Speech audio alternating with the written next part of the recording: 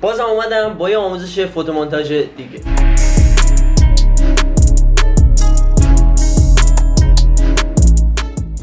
سلام، امیدوارم که حالتون خوب باشه. امروز قراره که این عکس رو تبدیل کنیم به این عکس. برنامه مورد نیازمون مثل همیشه اپلیکیشن پیکسارت هستش. قبل از آموزش لطفا این ویدیو لایک کنید، در مورد ویدیو نظر بدید و کانال یوتیوب منو سابسکرایب بکنید. بریم برای آموزش.